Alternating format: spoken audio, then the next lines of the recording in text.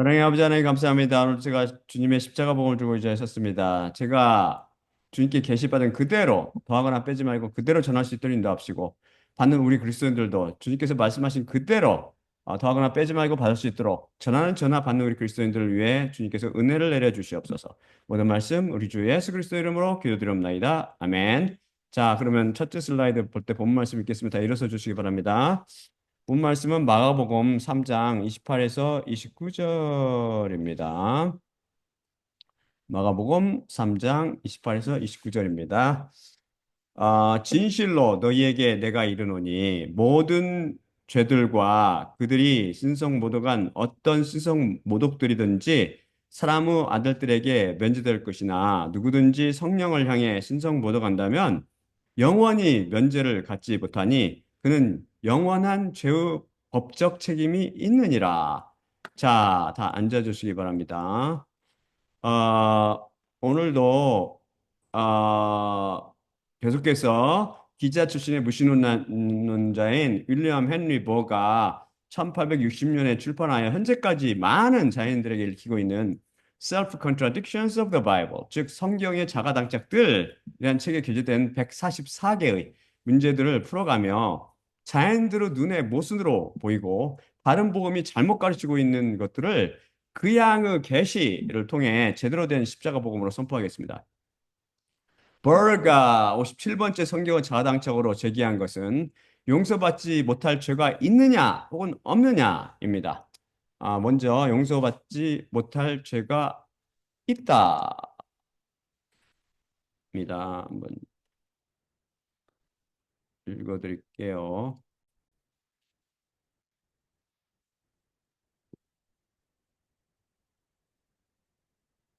어, 마가복음 3장 28에서 29절입니다. 진실로 너희에게 내가 이르노니 모든 죄들과 그들이 신성모독한 어떤 신성모독들이든지 사람의 아들들에게 면제될 것이나 누구든지 성령을 향해 신성모독한다면 영원히 면제를 갖지 못하니 그는 영원한 죄의 법적 책임이 있느니라.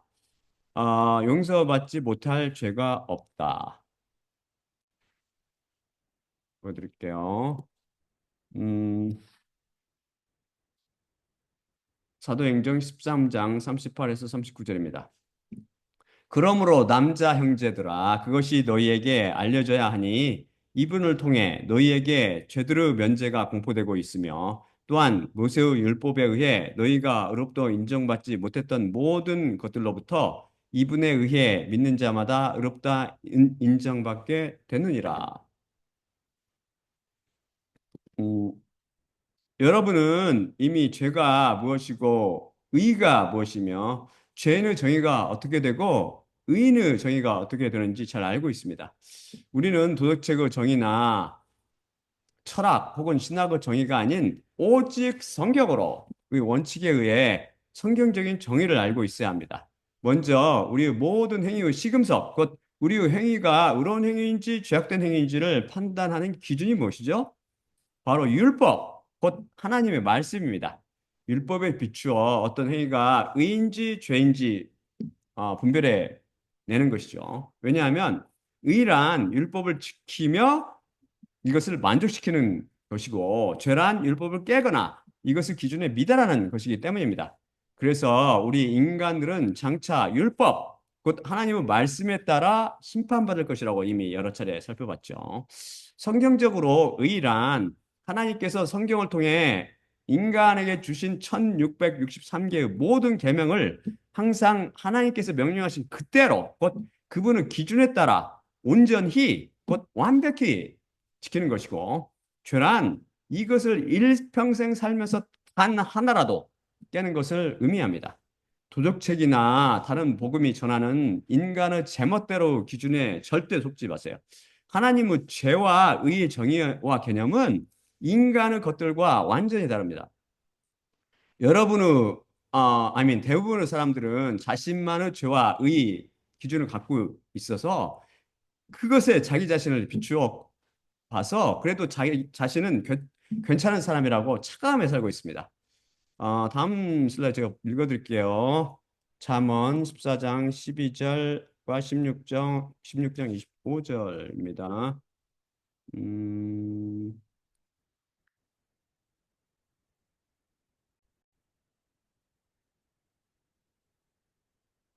예. 사람 앞에 똑바른 길이 있으니 그것의 끝은 사망의 길들이라. 이 말씀은 무슨 뜻입니까? 인간 자신이 보기에 자기가 가는 길을 올바르다고 생각하지만 그 끝은 음부와 불못으로 연결되어 있다는 뜻입니다. 하나님도 모르고 성경 말씀도 모르기 때문에 십자가 범을 듣고 깨닫지 못한 사람들은 그렇게 살다 그렇게 끝을 맺습니다. 창녀 포도주에 취해 지각도 판단력도 상실했기 때문이죠. 그럼 죄를 지으면 그것으로 끝난다고 했나요? 죄를 지은 것에 대한 대가, 곧 삭을 반드시 치러야 합니다. 지난 시간 배웠듯이 우리가 하나님의 율법을 깨면 죄에 대한 삭을 치러야 하는데 그것이 채무, 곧 빚으로 우리의 계정에 기록된다고 했습니다. 곧 인간이 하나님의 율법, 그 성경 말씀을 깨므로 죄를 지을 때마다 그것이 빚으로 세마해져서 그 사람의 계정에 빚으로 기록됩니다. 그런데 만일 세마해진 그 채무를 이 생에 살 동안 갚지 못하면 생물학적 죽음을 맞이한 후 채무 불이행 선고를 받고 자기 자신이 음부 불못 안에서 영원히 직접 치러야 합니다.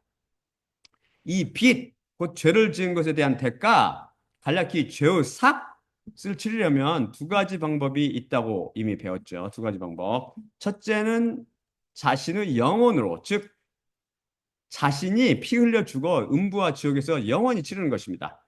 두 번째 방법은 흠없고 점없는 유월절 양, 곧 예수 그리스도 피를 통해 대신 치르는 것입니다. 이것은 오직 예수님과 함께 십자가에 못 박히는 사건, 곧 십자가 사건을 통해서만 발생합니다. 인간의 거짓된 혀로 예수님께 죄를 고백함으로 금방 발생하지 않습니다. 믿음이 자라는 데는 시간이 걸리기 때문이죠. 이 사건을 아직 경험하지 못한 이들은 십자가 복음을 지속해서 들음으로 장차 그 사건을 경험하게 될 것입니다. 이렇듯 죄의 삭을 대신 예수님의 피로 치러 죄가 용서되는 것을 채무가 면제되었다라고 성경은 말씀합니다. 죄를 빚, 곧 채무로 묘사하지요. 그래서 죄를 지어 채무를 잔뜩 지고 살아가는 인간들은 이 채무로 인해 항상 채무를 이행해야 하는 것에 대한 압박감에 짓눌려 살게 됩니다. 이것을 죄책감이라 부릅니다. 이 채무가 십자가 사건을 통해 면제된 사람들은 이행할 채무, 곧 갚아야 할 빚이 면제되어 마음속에 평안이 있고 죄책감이 사라지게 되며 영혼이 안식하게 됩니다. 여러분께서 다른 부분을 통해 종교 생활을 하면서 항상 막연한 불안감과 죄책감 속에서 그 영혼이 힘든 짐으로 인해 괴로워하며 안식하지 못하고 있다면 그것은 아직도 여러분의 채무가 면제되지 않고 있다는 가장 중요한 증거입니다. 죄책감은 소시오패스가 아니면 누구나 갖고 있다는 그런 다른 복음의 거짓말에 속지 마십시오. 다른 복음, 아멘. 다음 제가 읽어드리겠습니다. 다음 말씀 마태복음 11장 28에서 30절입니다. 음,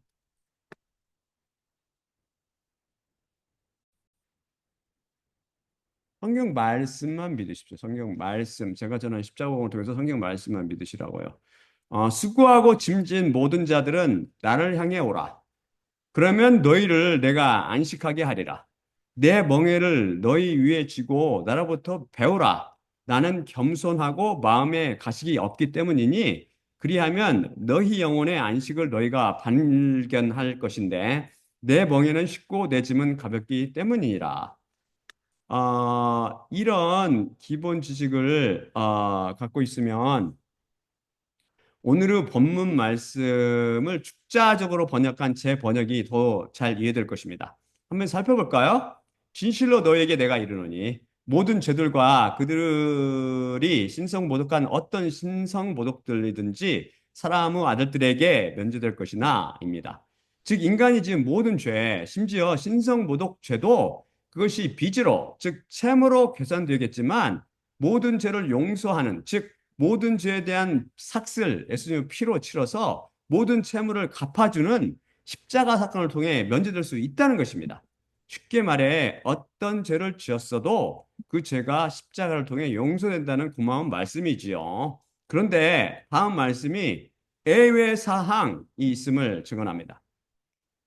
누구든지 성령을 향해 신성 모독한다면 영원히 면제를 받지 못하니 그는 영원한 죄의 법적 책임이 있느니라. 성령님을 향해 신성 모독한다면, 즉 소위 성령 해방죄나 성령 신성 모독죄를 범하면 그 채무가 영원히 면제받지 못한답니다. 두려운 말씀이지요. 예수님께서 그는 영원한 죄의 법적 책임이 있느니라 라고 말씀하십니다. 즉 법적 책임으로부터 방면되거나 면제받지 못하고 영원한 죄를 지은 대가로 그 채무를 반드시 갚아야 한다는 말씀이지요. 이 죄를 예수님께서는 아이오니오 하말테마, 곧 영원한 죄라 부르십니다. 영원한 죄는 결국 영원한 채무를 불러오고 그것을 본인이 직접 영원히 치러야 합니다. 여러분이 모든 죄가 용서된다고 잘못 알고 있다면 그 생각을 고치기 바랍니다. 하나님께서는 용서받지 못할 죄를 사망에 이르는 죄라고 묘사하며 이런 죄를 지은 자를 위해 아예 기도도 하지 말라고 이르십니다. 다음 슬라이드 제가 보여드릴게요. 요한일서 5장 16에서 17절입니다.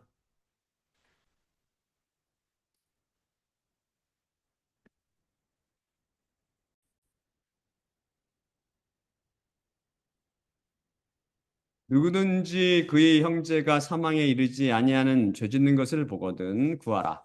그리하면 그분께서 그에게 곧 사망에 이르지 아니하는 죄 짓는 자들에게 생명을 주시리라. 사망에 이르는 죄가 있으니 이것에 관하여 내가 구하라 나는 말하지 않노라. 모든 불의가 죄로되 사망에 이르지 아니하는 죄도 있도다.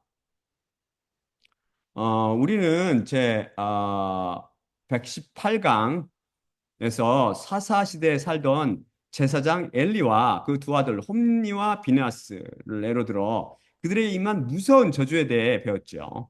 엘리의 아들들을 벨리아의 아들들, 즉 마귀의 아들들이라고 사무엘상 2장 12절이 증언하는데 그것은 예수님께서 바리새인들을 마귀나 독사의 새끼라고 부르신 것과 같은 맥락입니다. 에베소 5장 8절이 증언하듯 우리 그리스도인들도 전에는 어둠이었으나 이제 그리스도 피로 인해 그 죄의 삭이 치러져 채무가 면제되고 빛의 자녀가 되었습니다. 어떻게 그렇게 되었죠? 바로 피에 담가진 말씀인 믿음으로 인함입니다. 그런데 엘리의 아들들은 여호와를 몰랐다고 말씀이 증언합니다. 여호와를 머리로만 알았지 일대일의 관계에 바탕한 지식을 통해 믿음으로 알지 못했다는 말씀이죠. 우리는 제 81강을 통해 관계와 지식과 믿음은 구원에 이르게 하는 신앙생활의 삼각형을 이루는 필수 3요소라고 살펴봤습니다. 그들은 바리새인이나 다른 이세벨의 자녀들처럼 여호와 예수님과 일대일의 관계를 맺지 못했습니다. 그래서 그분을 알지도 믿지도 못했던 것이죠. 그럼 이 집안이 왜 무서운 저주를 받았을까요? 왜냐하면 엘리의 아들들은 영원히 용서받지 못할 죄를 범했기 때문입니다. 하나님께서 분명히 사무엘 3장 14절에서 사무엘을 통해 엘리의 집안에 대해 맹세하시며 그 집안의 죄는 제물로나 예물로나 영원히 속죄를 받지 못할 것이라고 천명하십니다. 속죄받지 못하리라고 말씀하실 때 히브리어 원어는 이트 이트카팔인데 이것은 하팔의 힛파일형으로 즉 일종의 수동형으로 이 단어는 원어적 의미가 덮다. 우리 여러 번 살펴봤죠. 라는 의미입니다. 그 집안의 죄는 그 양의 피로 덮어지지 않고 드러나서 그 채무를 낱낱이 또한 영원히 치러야 한다는 의미입니다. 그 빚, 그 채무가 영원히 면제되지 못하기 때문이죠. 왜 그럴까요? 그들은 바로 제사를 멸시했습니다. 그런데 우리는 이미 구약의 제사가 예수 그리스도의 십자가의 그림자라고 배웠습니다. 즉 그들은 십자가를 멸시했던 것이죠. 우리의 채무는 어떻게 면제받지요? 바로 십자가, 곧 그리스도의 피를 통해서입니다. 그런데 그들은 용서의 실체가 되는 십자가, 곧 그리스도 피를 멸시하여 용서 자체를 경멸하는 죄를 지었습니다. 용서를 거부했으니 용서받을 방법이 없지요. 대표적인 성령 회방죄입니다. 이렇듯 그 양의 피, 그 십자가를 멸시한 죄를 범하면 죄가 영원히 용서되지 못합니다. 십자가를 경멸하는 죄가 사망에 이르는 죄요. 성령 신성 모독죄인 이유는 십자가 사건은 바로 온전히 성령님을 통해 이루어진 사건이요. 성령님의 사역이기 때문입니다. 다음 슬라이드 제가 보여드릴게요. 히브리서 9장 13에서 14절입니다.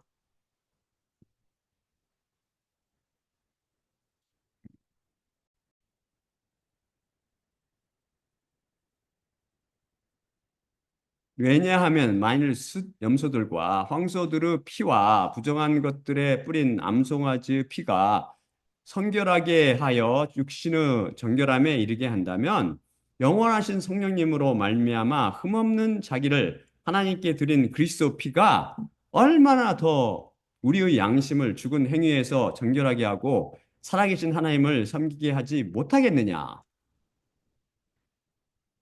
그렇죠? 어, 하나님이신 성령님께서 육신을 입으신 형체가 예수 그리스도라고 말할 수 있습니다. 그래서 예수님의 사역은 성령님의 사역이요, 하나님의 사역입니다. 십자가를 지신 것도 강력히 역사하시는 성령님의 사역이죠. 그런데 성령님께서 예수님을 통해 이루신 십자가 사역 중 하나가 불로써 예수님의 내장과 기름과 콩팥을 태워 온전한 제사로 바치는 것이었습니다. 그래서 십자가 사건은 온전히 성령님의 사역이죠. 참고로 여기서 그리스도의 피가 얼마나 더 우리의 양심을 죽은 행위에서 정결하게 하고라고 말씀하며 예수님 피가 빛, 곧 샘의 압박감으로 짓눌린 양심을 깨끗하게 씻어 죄책감으로부터 해방시켜 줌을 명확히 증언하고 있습니다. 바리새인들과 예루살렘에서 내려온 서기관들이 예수님께서 귀신을 쫓아내신다는 것을 듣고 그것은 귀신의 왕 바알세불을 힘입어 쫓아내는 것이라고 말합니다. 이에 대해 오늘의 본문 말씀인 마가복음 말씀과 동시에 마태복음을 통해 다른 말씀을 하십니다. 똑같은 사건이거든요. 마태복음 12장 30절 32절입니다. 보여드릴게요.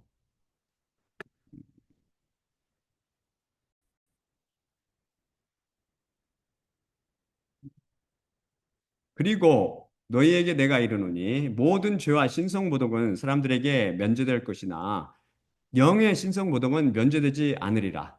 그리고 누구든지 사람의 아들을 거슬려 말한다면 그에게 그것이 면제될 것이나 누구든지 성령을 거슬려 말한다면 현 시대에도 현 시대에서도 이말 시대에서도 그에게 그것이 면제되지 않으리라. 무서운 말씀이죠. 예수님께서는 성령님께서 육신을 입으신 분이시지요. 그분께서 이루시는 일들은 모두 다 성령님께서 하시는 사역들입니다. 그런데 이것을 악령의 행위로 돌리는 등 성령님을 거슬려 말하는 것은 다 성령 신성 모독죄에 해당합니다. 성령님을 거슬려 말하는 것은 십자가로 일하시는 성령님을 거슬리는 행위이기에 용서 근원인 십자가를 경멸하고 거부하며 모독하는 것이고 그래서 용서 자체를 경멸하며 거부하는 것이기에 용서받을 길이 없습니다. 여러분은 부지 중에 이런 죄를 짓지 않게 되기를 바랍니다. 특히 성령님의 사역인 십자가 복음을 비방하거나 성령을 통해 계시를 받고 이 말씀을 대언하는 저를 비방하거나 거슬려 말하지 마십시오.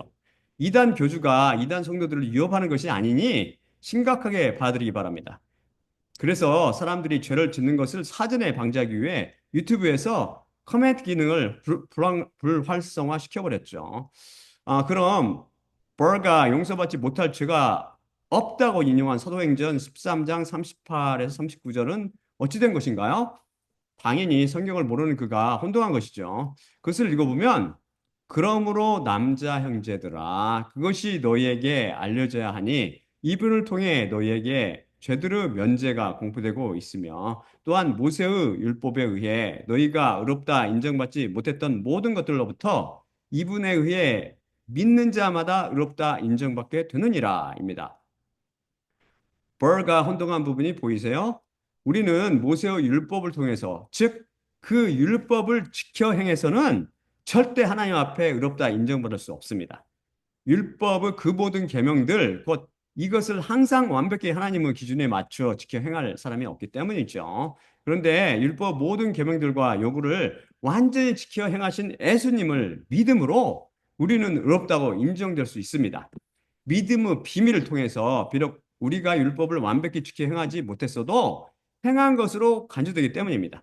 율법을 깬 죄에 대한 곧 채무는 예수님의 피를 통해 곧 십자가를 통해 깨끗이 처리되어 면제되었습니다. 그럼 다음 율법의 계명들은 어떻게 해석해야 하나요? 다음 슬라이드를 제가 보여드릴게요. 율법기 24장 10에서 16절입니다. 음,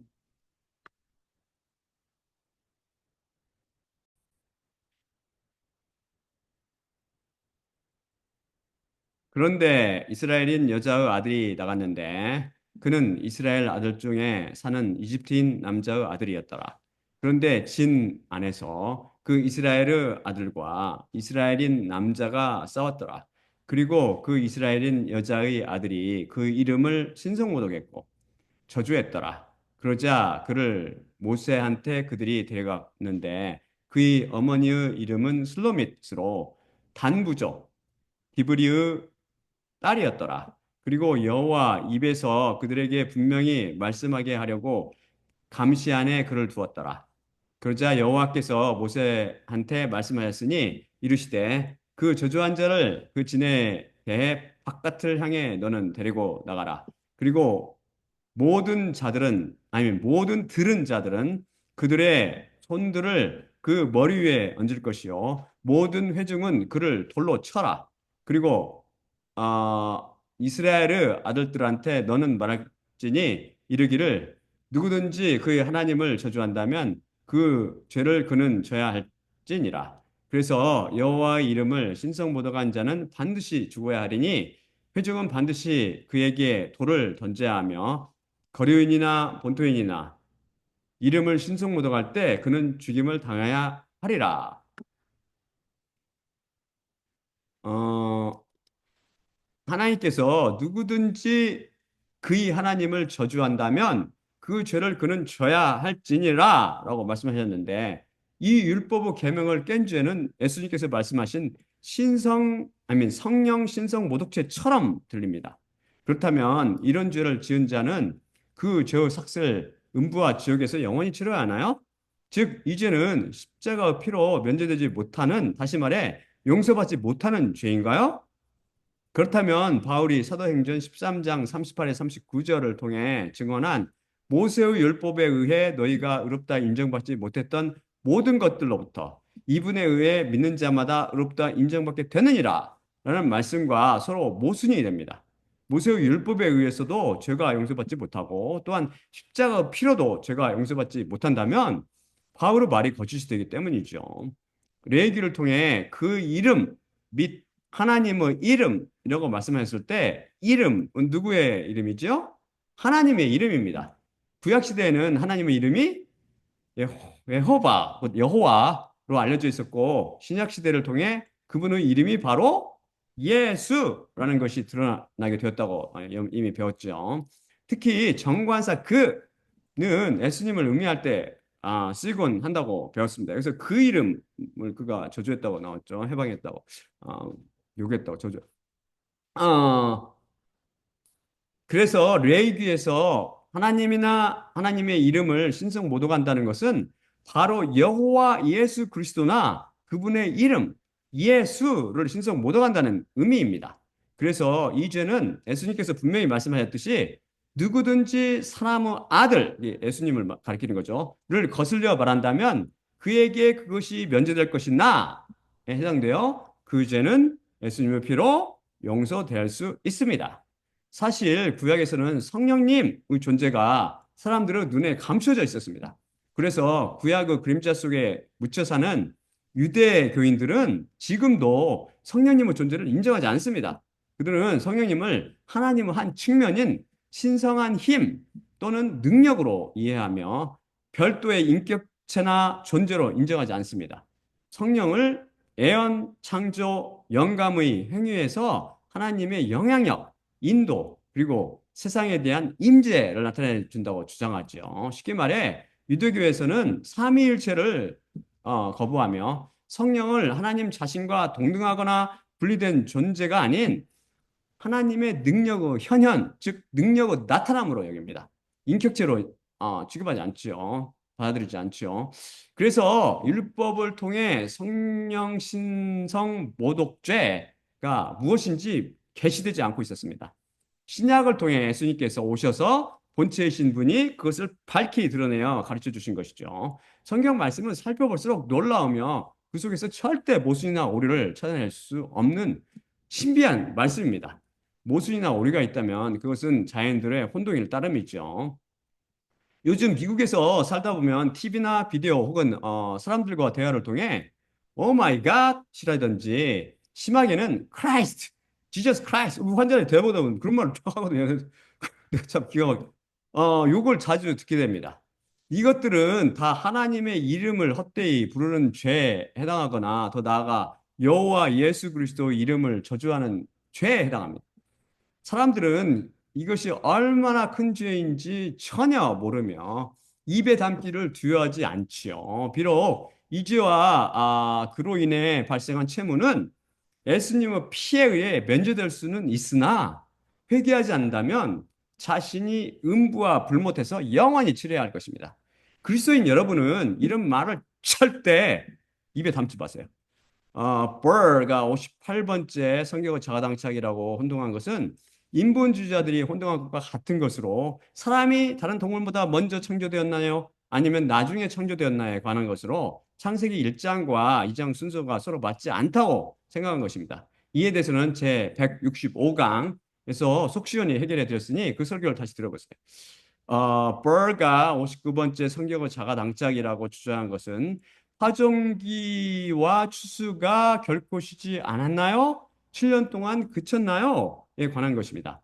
파종기와 추수가 결코 쉬지 않는다. 보여드릴게요.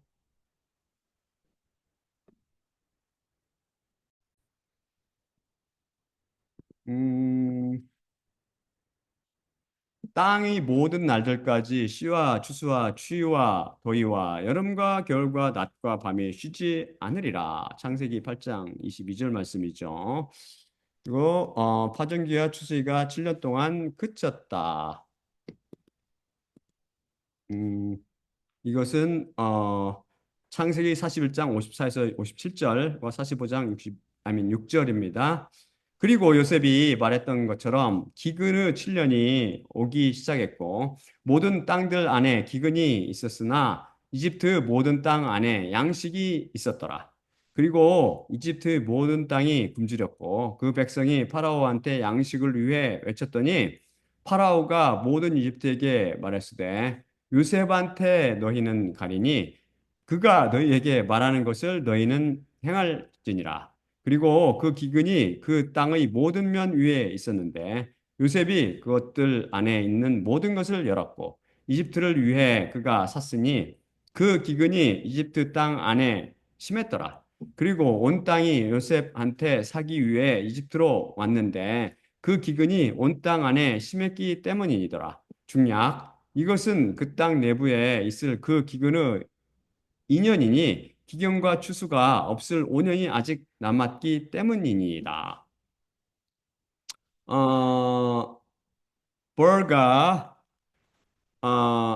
버는 요셉이 파라오 꿈에 대해 해석하며 이집트에 7년의 흉년이 있을 것이고 그 다음 연이어서 7년의 매우 끔찍한 흉년이 있을 것이라며 파라오 꿈을 풀이한 것과 그 풀이대로 이집트 풍년과 흉년이 든 것을 예로 들며 그 심한 흉년을 7년 동안 씨 뿌리는 파종과 추수가 없지 않았느냐며 그것이 파종과 추수가 결코 쉬지 않을 것이라는 창세기 8장 22절 말씀과 서로 모순이라고 주장했습니다. 그가 그런 과오를 범한 것은 히브리어 원문을 읽지 않고 축자적 번역을 하지 못한 킹제임스 버전 등 영역 성경을 참조했기 때문입니다. 성경 말씀은 단 한 글자도 오류가 없는 하나님의 말씀이요. 하나님 자신이므로 심각하게 받아들이며 읽어야 합니다. 여기서 제가 이게 자꾸만 오류를 찾는 이유는 저는 그게 심각하게 받아들인다고요, 이걸. 절대 진리로 받아들이기 때문에 제 눈엔 다 보인다고요. 근데 그 사람들은 안 보이는 거예요, 그냥. 오리투성이로 보기 때문에 그 사람들은 뭐 필사가 오류니 뭐니 하면서 여기서 주의를 기울여 읽어야 할 표현은 모든 땅들 안에 기근이 있었으나라는 표현에서 모든 땅들 안에입니다. 이것은 히브리어로 베헐하 알았죠? 신데 땅은 에레츠인데 여기서는 그것을 복수한 아라쩌을 쓰고 있습니다. 즉 모든 땅들 안에 기근이 있었습니다. 이 말은 전 세계에 기근이 있었다는 뜻이죠. 그런데 창세기 41장 57절을 온 땅과 쭉 읽어 내려가다가 보면 창세기 45장 6절 이것은 그 땅 내부에 있을 그 기근의 인연이니 기근과 추수가 없을 5년이 아직 남았기 때문이다. 그래서 그 땅은 각각 홀 하 아레츠와 하 아레츠 로 모두 땅 그 단수로 되어 있습니다. 즉 창세기 앞뒤 장을 읽어보면 알 수 있듯이 요셉은 흉년이나 기근이 이집트에 심할 것이라며 이것에 대해 파라오에게 말했고 그 땅이라고 단수로 표현된 땅은 온 세계가 아니라 이집트와 가나안 및 그 인접 지역을 포함하는 국한된 지역을 의미함을 유추해 볼 수 있습니다. 복수가 아니거든요. 우리나라에도 흉년이 들 때가 많이 있지요. 그럼 흉년이 들면 씨 뿌리기와 추수를 중단합니까? 비록 가뭄 등으로 흉년이 들고 기근이 심해도 농부들은 밭에 씨를 뿌리고 논에 모내기를 합니다. 그리고 때가 되면 추수를 합니다. 그런데 흉년이 심하면 그 소출이 훨씬 줄어드는 것뿐이죠. 농부들은 절대 씨 뿌리기와 추수를 그치지 않습니다. 야곱이 그 아들들에게 한 말을 읽어보면 더욱 명확해집니다.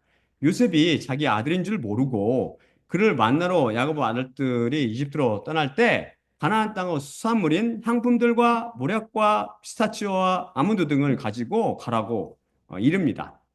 그 심한 기근과 흉년에도 아직 씨 뿌리고 추수할 농작물이 있었다는 의미죠. 이집트에도 마찬가지였을 것으로 생각됩니다.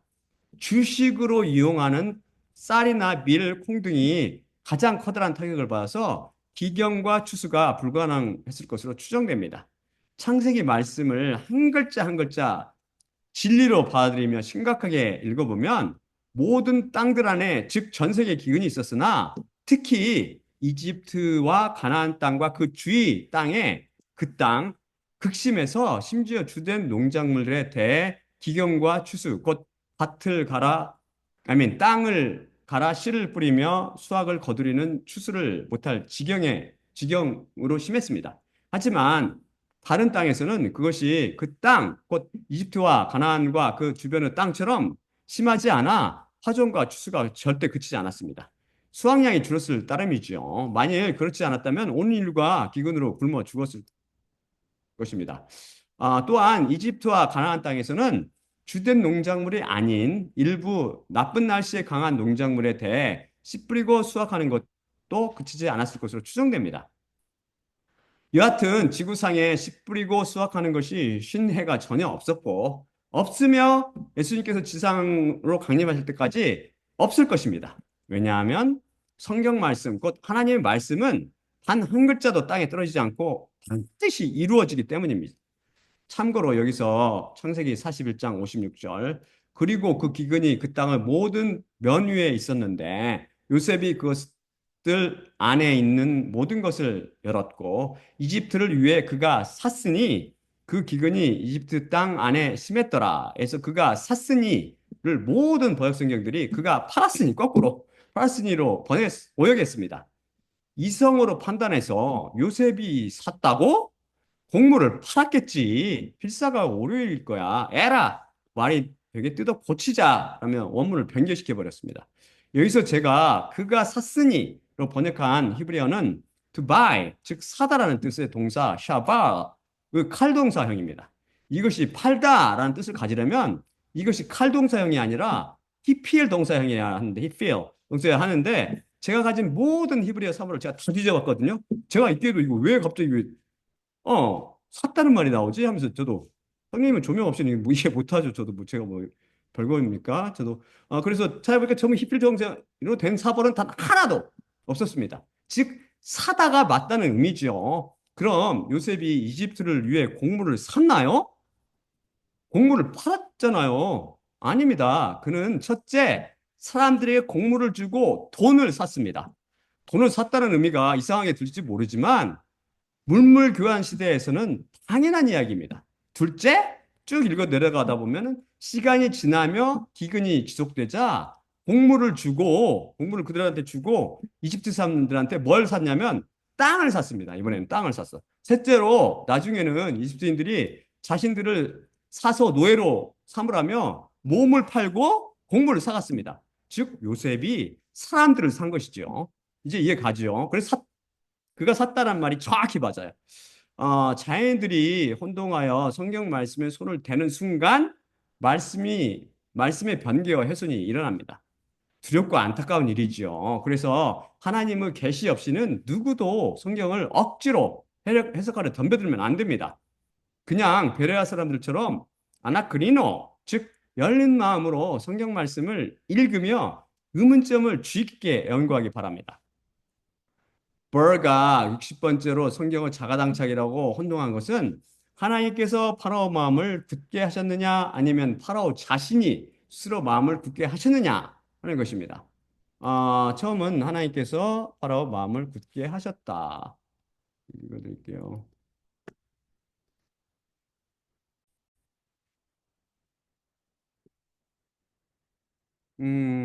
출애굽기 4장 21절이죠. 그리고 여호와께서 모세한테 말씀하셨으니 이집트를 향해 돌아가기 위해 내가 갈 때 내 손 안에 내가 두어 파라오 앞에서 그것들을 내가 행할 모든 그 경위들을 내가 보라. 그러면 내 자신이 그의 마음을 굳게 하리니 그 백성을 그가 가지 않게 하리라. 그 다음에 출애굽기 9장 12절입니다. 그러나 여호와께서 파라오 마음을 굳게 하셨으니 여호와께서 모세한테 말씀하였던 것처럼 하나님을 그가 듣지 않았더라. 다음이 파라오가 스스로 마음을 굳게 하였다. 사실 이것도 그런 뜻은 아니지만 성경 오해한 걸 얘네들이 그대로 한 건데 제가 설명해 드릴게요. 그러자 마술사들이 파라오한테 말했으니 저것은 하나님의 손가락이니이다. 그러나 파라오 마음이 굳어졌고 여호와께서 말씀하신 것처럼 하나님을 듣지 않았더라. 제가 번역한 것이 맞습니다. 그래서 어쨌든 제 206강 등에서 이미 배웠듯이 하나님께서는 모든 인류 마음을 죄로 인해 완악하며 굳게 하여 예수님을 거부한 자들은 그분의 말씀인 성경 말씀을 이해하지 못하게 하셨고 결국 복, 곧 영생을 받지 못하도록 막으셨습니다. 오직 예수님을 통해서만 말씀을 이해하며 복, 곧 영생을 얻게 하시기 위함이셨지요. 죄는 눈을 멀게 하며 마음을 돌처럼 만들어 빛이신 예수님을 알아보지 못하며 받아들이지 못하게 만듭니다. 그들의 마음이 죄로 인해 돌처럼 굳어져 있기 때문이죠. 그래서 어둠에 속한 자들은 십자가 복음을 회방하며 그것이 얼마나 커다란 죄인 줄도 모릅니다. 하나님께서 그 마음을 완악하며 굳게 만드셨기 때문이죠. 사실 말씀 자체이시며 복 자체이신 예수님을 거부하면서 어떻게 말씀을 이해할 수 있으며 복을 받을 수 있나요? 물을 거부하며 어떻게 목마름을 해소시킬 수 있냐고요. 그래서 예수님을 거부하고 자신의 행위, 곧 자기의 의로 구원을 이루려 하는 자들을 그들의 죄로 이해, 그들의 죄로 인해 마음을 굳게 하며 완고하고 무디게 하셔서 복, 곧 영생을 얻지 못하고 오히려 사망, 곧 쾌렘이 되어 멸망하도록 만드셨습니다. 생명을 거부하면 당연히 사망에 이르게 됩니다. 빛을 거부하면 어둠 속에 살아야 되지 않나요?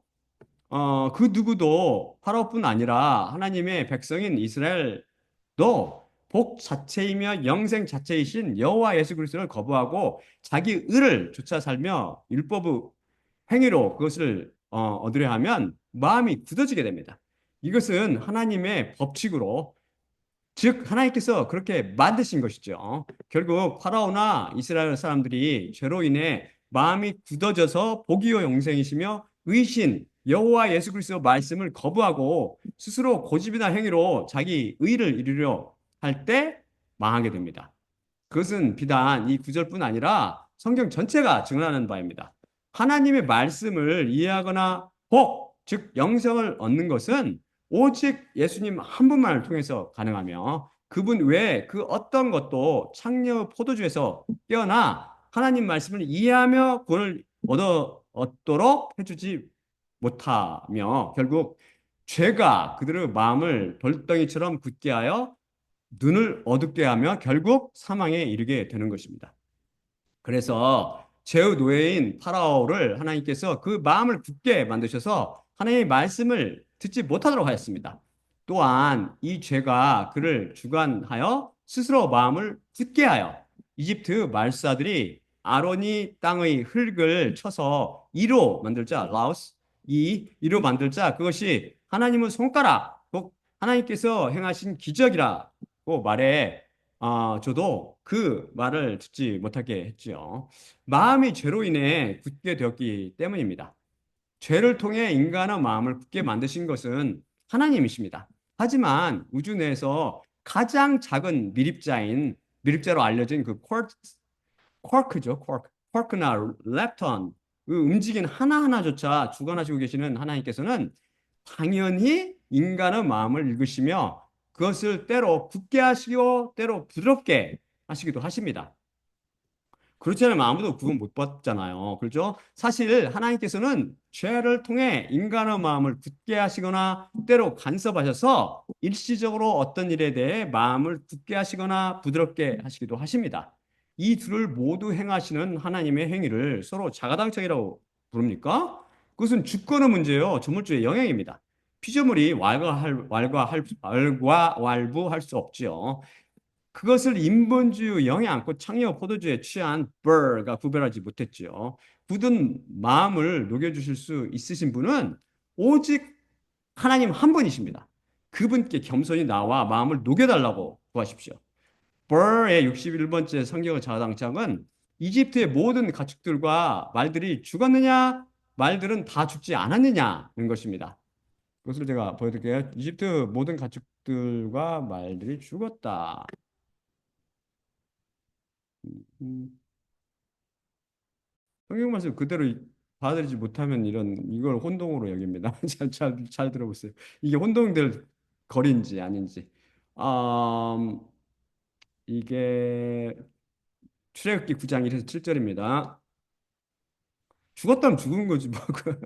그리고 여호와께서 모세한테 말씀하셨으니 파라오한테 오라 그리고 그에게 말하라. 여호와 히브리인들의 하나님께서 말씀하셨으니 내 백성을 너는 가게 하라. 그러면 그들이 나를 섬기리라. 하지만 만일 내가 가게 하기를 거부하고 있으며 아직 그들을 붙잡고 있다면 보라 여호와의 손이 들 안에 있는 내 가축과 말들과 나귀들과 낙타들과 숫소떼와 양의 떼에 있어서 매우 심한 역병을 가져오리라. 그러나 여호와께서 이스라엘의 가축 사이와 이집트 가축 사이를 분리하셔서 모든 이스라엘의 아들들의 것으로부터 아무것도 죽지 않으리라. 그리고 여호와께서 지정된 시간을 놓으시고 이르시니 내일 여호와가 이 말씀을 이 땅 안에서 행하리라. 그리고 그 다음날 여호와께서 이 말씀을 행하셨으니 이집트의 모든 가축은 죽었으나 이스라엘 아들들의 가축은 한 마리도 죽지 않았더라. 그러자 파라오가 사람을 보냈는데 보라 이스라엘 가축으로부터 한 마리도 죽지 않았더라. 그러나 파라오의 마음이 무거워졌고 그 백성을 가게 하지 않았더라. 다음은 이집트의 모든 말들이 죽은 것은 아니다. 이게 왜 그 구절인지 전 이해 잘 안 가요. 여러분 하면 이게 뭐죠? 출애굽기 14장 9절. 그리고 이집트 사람들이 그들의 뒤를 추격하였고 그 바다 곁 진치고 있는 그들을 따라잡았으니 모든 말 파라오 병거와 그의 마병들과 그 군대들 비하히롯 위 바알스본 앞이었더라. 여러분이 이해가 갑니까? 어, 여러분도 벌처럼 이것이 모순이라고 생각됩니까? 만일 이집트의 모든 말을 포함한 가축들이 죽었다면 어떻게 파라오가 병거와 말을 타는 마병 등 군대를 이끌고 출애굽하는 이스라엘을 쫓아갈 수 있었느냐는 것입니다. 그가 그런 생각을 하는 것은 성경을 소설책 읽듯이 읽고 역사적 사실을 사실로 그대로 묘사하고 있음을 간과했기 때문입니다. 머릿속으로만 성경을 읽었던 것이죠. 이해가 안 가면 제가 어떻게 하라고 그랬어요? 성경 사건 속으로 뛰어 들어가서 그들과 함께 뒹굴고 행동하며 고민해 봐야 합니다. 만일 여러분이 파라오인데 말을 포함한 이집트 모든 가축이 다 죽었다고 칩시다. 그렇다면 어떻게 군대들이 쓰는 병거의 말이나 마병들이 타는 말 또는 백성이 쓰거나 먹을 가축을 구하겠습니까? 어떻게 할 거예요? 당연히 이스라엘 백성의 말이나 가축을 빼앗겠지요. 어차피 그들은 이집트의 노예들인데 그들의 것을 빼앗는다고 누가 항의할 수 있습니까? 또한 모자란 것은 이웃 나라에서 돈을 주거나 물물 교환 등을 통해서 더 보충할 수 있을 것입니다. 이런 것을 모순으로 보는 버는 창녀 포도주에 취해 논리가 마비된 자연임을 스스로 드러내 보여주고 있습니다. 이건 논리적인 문제예요. 이건 사실. 버가 62번째 자가당착으로 꼽은 것은 모세가 파라오를 두려워했나요? 아닌가요? 입니다. 첫 번째 모세가 파라오를 두려워했다.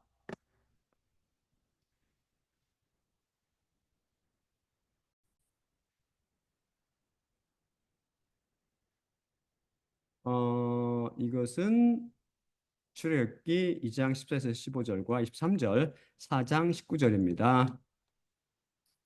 그리고 그가 말했으니 누가 우리 위에 왕자와 심판하는 자로 너를 지명했느냐? 내가 이집트인을 죽였던 것처럼 너 자신이 나를 죽이겠다고 말하고 있느냐? 그러자 모세가 두려워했고 말했으니 정녕 그 일이 알려졌도다. 그리고 파라오가 이 일을 들었고 모세를 죽이려고 구했더라. 그러자 모세가 파라오의 면전으로부터 도망쳤고 미디안 땅 안에 거주했으며 그가 그 우물 위에 앉았더라. 중약 그리고 저들 많은 날들 안에 그것이 있었으니 이집트 왕이 죽었으며 이스라엘의 아들들이 그 노동으로 인해 탄식하였고 그들이 부르짖었으며 그 노동으로 인해 그들의 도무 울부짖음이 하나님한테 올라갔더라. 중약 그러자 여호와께서 모세한테 미디안 안에서 말씀하셨으니 너는 가서 이집트로 돌아갈지니 내 영혼을 구하던 모든 남자들이 죽었기 때문이라. 다음 모세가 파라오를 두려워하지 않았다. 이것은 신약이죠. 히브리서 11장 24에서 27절입니다. 믿음으로 모세는 크게 되었을 때 파라오의 딸의 아들로 불리기를 부인하였고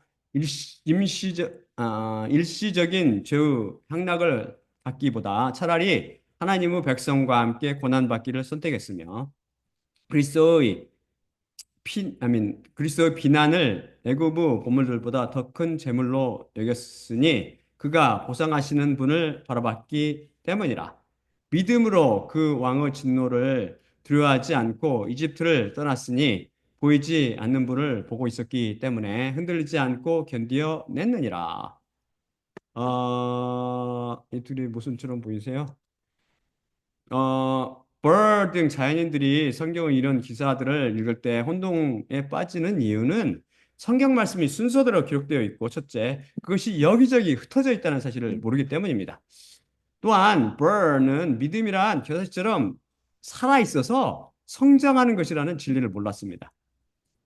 히브리서 11장 27절 믿음으로 그 왕의 진노를 두려워하지 않고 이집트를 떠났으니 보이지 않는 분을 보고 있었기 때문에 흔들리지 않고 견디어 냈느니라 라는 말씀에서 모세가 이집트를 떠난 때가 언제인지 아세요? 히브리서 11장 24, 26절은 모세가 태어난 후 자라면서 어머니의 교육을 받아 믿음이 성장하는 것을 묘사합니다. 그런데 27절은 모세가 이집트 사람을 죽이고 그것이 탄로나자 파라오를 두려워 이집트를 떠난 때를 묘사하지 않습니다. 미안하지만. 그것을 혼동한 거죠. 죽음에 대한 공포가 사람이 갖고 있는 두려움 중에 가장 큰 것입니다. 이것은 예수님을 만나 십자가 사건을 통해 이로부터 극복될 수 있습니다. 나야만 극복될 수 있습니다. 왜냐하면 이미 배웠듯이 죽음을 두려워하여 종교를 통해 일생 마귀에게 노예로 살던 사람들을 예수님께서 해방시켜 주시기 위해 죽으실 수 있는 육신을 입으시고 죽으시려고 이 땅에 오셨기 때문입니다. 그래서 죽음의 공포는 오직 십자가 사건을 통해서만 이겨낼 수 있습니다. 모세가 위로부터 난 것은 우리가 전에 배웠는데 하나님의 산인 시내산 호렙에서 불붙은 떨기나무를 통해 부활의 하나님을 만나 뵀을 때일 거라고 말씀드렸죠. 이 사건으로 그는 위로부터 나게 되고 그 죄가 십자가의 피로 모두 덮어져서 언제든지 하나님을 만나 뵐 수 있게 되었습니다. 그래서 그는 이스라엘 백성을 데리고 출애굽을 할 때 파라오 군대에 잡히면 다 몰살당할 것을 알면서도 그 두려움을 견디어내고 출애굽을 강행한 이유는 믿음으로 살아계신 하나님을 더 똑똑히 봤으며 그 왕의 진노를 두려워하지 않았기 때문입니다. 믿음이 성숙하여 위로부터 남을 가져다 주었고 그 이후 하나님께 대한 지식과 관계를 통해 그 믿음이 더욱 성장했기 때문이죠. 그래서 믿음으로 그 왕의 진노를 두려워하지 않고 이집트를 떠났으니 그래서 이집트를 떠난 것은 출애굽 사건을 가리키고 있는 것입니다. 그것을 버가 깨닫기는 죄로 마음이 굳어 불가능했을 것입니다. 버가 63번째 자가당착으로 혼동한 것은 역병으로 죽은 이스라엘 사람들의 숫자가 2만 4천이냐, 2만 3천이냐에 관한 것인데 이에 대해서는 알리도 혼동했으며 이에 대한 명쾌한 해답은 제 193강에서 제시했으니 그 설교를 다시 들어보세요.